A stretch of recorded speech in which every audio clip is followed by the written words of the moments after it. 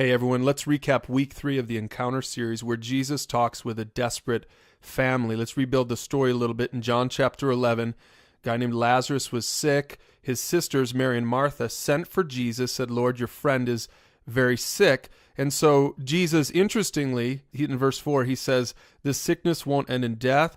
This happened for the glory of God, so that the Son of God will receive glory from this." And so then it says that even though Jesus loved them all, he stayed where he was for the next 2 days. And then finally he said, let's go back to Judea. When Jesus delays, a lot of times it's a little confusing. So we see these two characters. Martha, in verse 17, it says when Jesus finally did get there, he was told that Lazarus was already dead. He'd been in his grave for 4 days. Martha got word that he was coming. She ran out to meet him. Mary stayed at the house, and Martha said this, "Lord, if only you had been there, my brother wouldn't have died. But even now I know that God will give you whatever you ask." And so here we see that Martha is that person who's aggressive, maybe a little bit hyper. Maybe you can relate to Martha more than Mary. Martha is the one that's trying to make things happen. And then in verse 28, it says that Martha returns to Mary. She calls her aside. She says, "The teacher's here. He wants to see you." So finally Mary goes and meets Jesus and talks with him and says pretty much the same thing. She said, "Lord, if only you'd been here, my brother would not have died." But you get a sense that Mary's response has a different tone. You know, she was the one who was still with the mourners. She was the one who was lost in the moment. And now in her grief, she's just sitting with the mourners and she almost doesn't know what to do. And I'm sure she was a little bit upset or confused, almost like she said, "Jesus, I thought we were close. I don't understand why you didn't come. He wouldn't have died."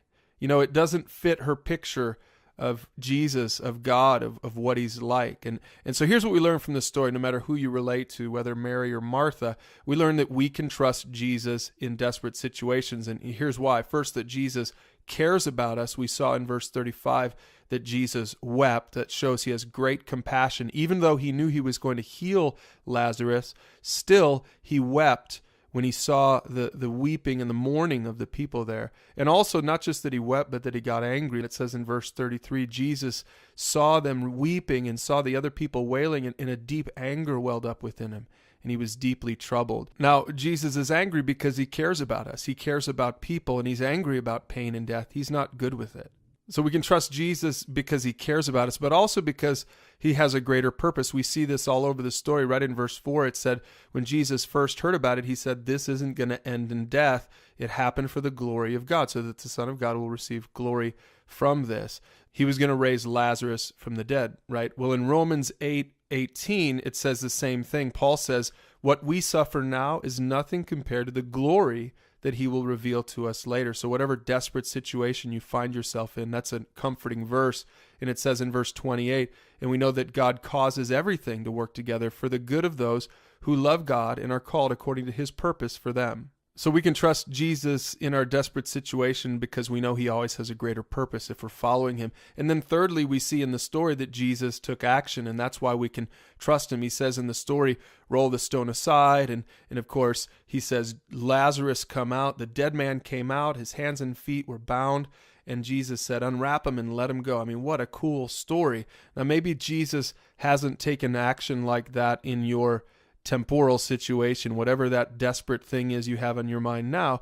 But we know that this story is not really about Jesus telling one guy that he can live a little longer in this broken world. We see that this is telling a bigger picture, that in our most desperate situation, you know, our need for forgiveness and new life that only comes from Jesus Christ, in our most desperate situation, our spiritual situation, Jesus took action. It says in John 5:25, "I assure you that the time is coming, it's now here, when the dead will hear my voice, the voice of the Son of God, and those who listen will live."